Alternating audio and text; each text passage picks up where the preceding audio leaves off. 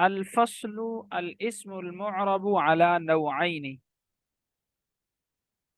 یہاں سے مصنف رحمۃ اللہ علیہ انصراف اور عدم انصراف کے اعتبار سے اسم معرب کی تقسیم فرما رہے ہیں۔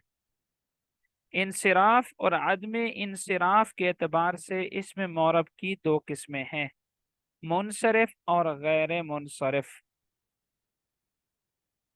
منصرف اور غیر منصرف۔ الفصل الاسم المعرب، اسم معرب کی علی نوعین دو قسمیں ہیں، انصراف اور عدم انصراف کے اعتبار سے یہ تقسیم ہو رہی ہے، یعنی اس اعتبار سے یہ تقسیم ہو رہی ہے کہ اس میں متمکن میں کچھ الفاظ ایسے آئیں گے جو زبر، زیر، پیش، تنوین چاروں کو قبول کریں گے۔ ان پر زبر بھی آئے گی، زیر بھی آئے گی، پیش بھی آئے گی، تنوین بھی آئے گی، جیسے زیتون۔ اس کو کہتے ہیں منصرف۔ اس کو کیا بولتے ہیں؟ منصرف۔ منصرف کا معنی ہوتا ہے پھر جانے والا، تو یہ زبر کی طرف بھی، زیر کی طرف بھی، پیش کی طرف بھی، تنوین کی طرف بھی پھر جاتا ہے، منصرف ہو جاتا ہے۔ اور عدم انصراف، غیر منصرف، نہ پھرنے والا، زبر اور پیش کو تو قبول کرتا ہے لیکن تنوین کو اور زیر کو قبول نہیں کرتا، جیسے احمد۔ اب دیکھیں، احمدو پڑھ سکتے ہیں، احمدہ پڑھ سکتے ہیں، لیکن احمدین اور احمد یہ نہیں پڑھ سکتے، احمدن، احمدن تنوین کے ساتھ بھی نہیں پڑھ سکتے، احمدی زیر کے ساتھ بھی نہیں پڑھ سکتے۔ تو یہ اس میں معرب کی کس اعتبار سے تقسیم ہو رہی ہے؟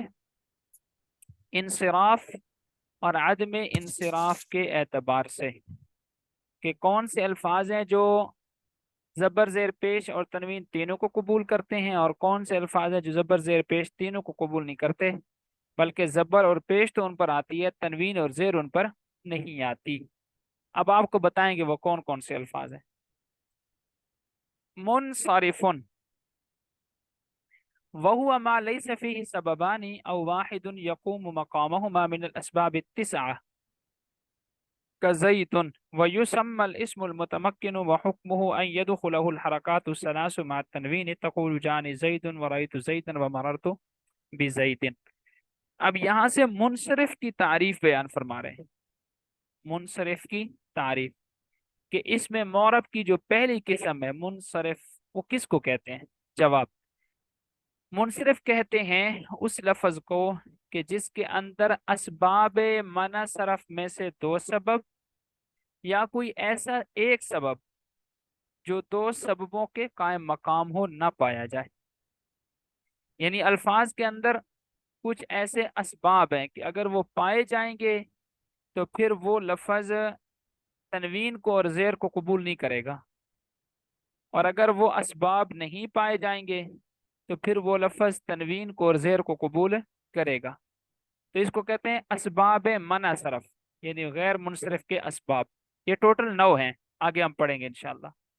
تو ان 9 اسباب میں سے دو سبب جس لفظ میں نہ ہو، یا کوئی ایک ایسا سبب جو دو کے قائم مقام، یعنی سبب تو ایک ہے لیکن وہ قائم مقام دو کے، وہ دو کا کام کرتا ہے، نہیں پایا جائے گا تو وہ منصرف ہوگا۔ اس کا دوسرا نام منصرف کا، اس کا دوسرا نام ہے اسم متمکن۔ اس کا دوسرا نام کیا ہے؟ اسم متمکن۔ کوئی آپ سے سوال کر سکتا ہے جی منصرف کس کو کہتے ہیں؟ جواب، منصرف اس لفظ کو کہا جاتا ہے کہ جو غیر منصرف کے 9 اسباب میں سے دو سبب یا کسی ایک ایسے سبب سے جو دو کے قائم مقام و خالی ہو، اس کو منصرف کہتے ہیں۔ پھر ایک اگلا سوال آپ سے ہو سکتا ہے جی منصرف کا دوسرا نام کیا ہے؟ جواب، منصرف کا دوسرا نام ہے اسم متمکن۔ متمکن جگہ دینے والا، تو منصرف تنوین کو اور زیر کو جگہ دیتا ہے، اس لیے اس کو متمکن بولتے ہیں، متمکن۔ اگلا سوال آپ سے ہو سکتا ہے جی منصرف کا حکم کیا ہے؟ جواب، منصرف کا حکم یہ ہے کہ یہ پیش اور زبر کو تو قبول کرتا ہے، نہیں، زبر، زیر، پیش، تنوین تینوں کو قبول کرتا ہے، منصرف ہے نا۔ اس کا حکم کیا ہے کہ یہ زبر، زیر، پیش تینوں کو، تنوین کو قبول، چاروں کو قبول کرتا ہے۔ اس کی مثال زیدن، اب آپ کہیں گے جانی زیدن، پیش تنوین کے ساتھ، رائت زیدن زبر تنوین کے ساتھ، مررت بزیدن تنوین کے ساتھ، یہاں کیا آ گئی؟ زیر۔ تو دیکھیں اس پیراگراف میں الفصل الاسم المعرب علی نوعین سے لے کر مررت بزید میں ہم نے 4 چیزیں پڑھی ہیں۔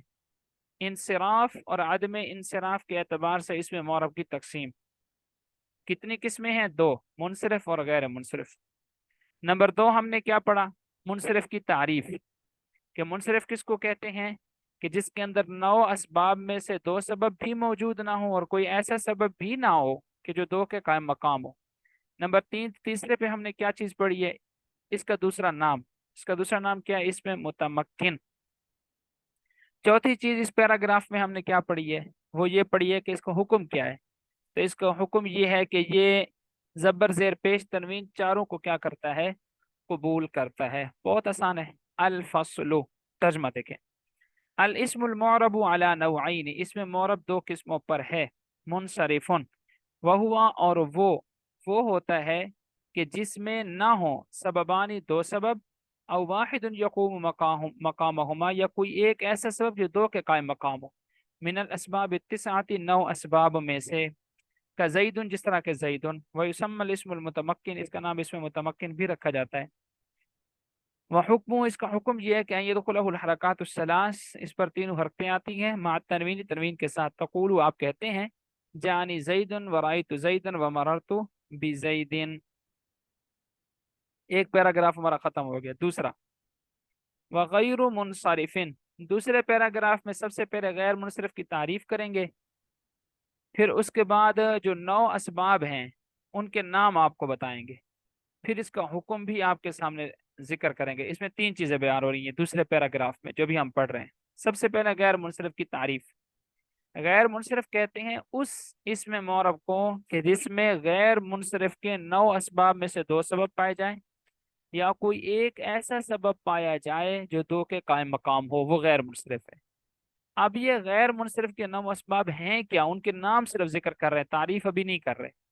ان کے نام آپ یاد رکھ رہے ہیں: عدل، وصف، تانیث، معرفہ، عجمہ، جمع، ترکیب، الف نون زائدتان، وزن الفعل۔ یہ 9 اسباب ہیں، یہ صرف نام آپ نے ذہن میں رکھنے ہیں کہ غیر منصرف کے اسباب کتنے ہیں۔ جواب، غیر منصرف کے اسباب 9 ہیں۔ کون کون سے ہیں؟ جواب یہ والے ہیں: عدل، وصف، تانیث، معرفہ، عجمہ، جمع، ترکیب، الف نون زائدتان، وزن الفعل۔ ان 9 اسباب میں سے 2 سبب کسی جگہ پر آ جائیں، یا کوئی ایک ایسا سبب آ جائے کہ جو 2 کا قائم مقام ہو، وہ اس لفظ کو کیا بنا دے گا؟ غیر منصرف۔ تیسری چیز، غیر منصرف کا حکم کیا ہے؟ جواب، غیر منصرف کا حکم یہ ہے کہ یہ زبر اور پیش کو تو قبول کرتا ہے لیکن تنوین کو اور زیر کو قبول نہیں کرتا۔ مثال اس کی کیا ہے؟ احمد، آپ کہیں گے جانی احمدو، تنوین نہیں پڑھیں گے، احمدن نہیں پڑھیں گے۔ رأیت احمدا، تنوین نہیں پڑھیں گے، احمدن نہیں پڑھیں گے، جیسے آپ زیدن پڑھ رہے تھے۔ ومررت باحمدا، احمدی نہیں پڑھیں گے، احمدا پڑھیں گے، کما مرہ، جیسا کہ گزر چکا ہے۔ اب اس کی ترجمہ دیکھیں، وغیر منصرف، اور غیر منصرف، وہ ہوتا ہے کہ جس میں سببانی 2 سبب ہوں، من الاسباب التسعۃ، 9 اسباب میں سے، او واحد منہما، یا ان میں سے کوئی ایک سبب ہو، یقوم مقامہما، جو 2 کے قائم مقام ہو۔ والاسباب التسعۃ ہی، اور 9 اسباب یہ ہیں: العدل، نمبر 1 عدل، والوصف، نمبر 2 وصف، التانیث، نمبر 3 تانیث، والمعرفۃ، نمبر 4 معرفہ، والعجمۃ، نمبر 5 عجمہ، والجمع، نمبر 6 جمع، والترکیب، نمبر 7 ترکیب، والالف والنون الزائدتان، نمبر 7 الف نون زائدتان، نمبر 8 ہے بلکہ، نمبر 9 وزن الفعل۔ وحکم، اس کا حکم یہ ہے کہ اللہ يدخلہ الکسرۃ والتنوین، ہو کہ اس پر کسرہ اور تنوین داخل نہیں ہوتے۔ وَيَكُونُ فِي مَوْضِعِ الْجَرِّ، زیر کی جگہ مفتوحاً، یہ فتح والا ہوگا ابداً، ہمیشہ، یعنی جب زیر کی جگہ آئے گی جیسے مضاف الیہ بن جائے گا، یا اس سے پیچھے حروف جر میں سے کوئی حرف آ جائے گا، تو اس کی زیر کی جگہ ہم کیا پڑھیں گے؟ زبر پڑھیں گے، جیسے جانی احمدو، رأیت احمدا، مررت باحمدا۔ با دیکھیں حروف جارہ میں سے ہونا چاہیے تھا احمدین، لیکن چونکہ غیر منصرف ہے اس لیے احمدہ پڑھا جائے گا، احمدین نہیں پڑھا جائے گا۔ نور القیوم بھی، خاص غور کریں اس پر۔ اب دیکھیں نا، ہمیں پتہ ہوگا تو ہم اس پر زبر پڑھیں گے نا، نہیں تو ہم جب اعراب نہیں لگا ہوگا تو ہم دیکھیں گے پیچھے حروف جارہ میں سے با ہے تو پھر تو ہم زیر ہی پڑھ دیں گے۔ تو یہ مقصد ہے ہمارا نحو کو پڑھنے کا، کہ کہاں زبر پڑھنی ہے، کہاں زیر پڑھنی ہے، کہاں پیش پڑھنی ہے، اور کہاں زیر کی جگہ زبر پڑھنی ہے۔ اب یہ کہتے ہیں کہ جگہ زیر کی ہے، یہ فی احمدین با جا رہا ہے، لیکن پڑھ ہم زبر رہے ہیں۔ یہ کب پتہ چلے گا؟ جب علم النحو میں آپ کیا ہوں گے؟ پختہ ہوں گے، مضبوط ہوں گے۔ اما العدل، سب سے پہلے غیر منصرف کے اسباب میں سے سبب ہے عدل۔ اب عدل کہتے کس کو ہے؟ یہ تو پتہ ہونا چاہیے نا، کہ ہم کیسے پہچانیں گے لفظ کو، کہ وہ آیا اس کے اندر عدل والا سبب پایا جاتا ہے نہیں پایا جاتا؟ تو اب ایک تعریف کریں گے آپ کے سامنے، بالکل آسان سی تعریف ہے۔ عدل کہتے ہیں لفظ کا اپنی اصلی شکل کو چھوڑ دینا، اور اصلی شکل کو چھوڑ کر دوسری شکل اختیار کر لینا۔ آسان سی بات ہے۔ عدل کا لفظی معنی کیا ہوتا ہے؟ پھر جانا۔ عدل کا لغوی معنی کیا ہوتا ہے؟ پھر جانا۔ تو عدل کی اصطلاحی تعریف کیا ہے؟ کہ ایک لفظ اپنی اصلی شکل چھوڑ دے اور اصلی شکل چھوڑ کر کوئی دوسری شکل اختیار کر لے۔ اصلی شکل چھوڑ کر کوئی دوسری شکل کیا کر لے؟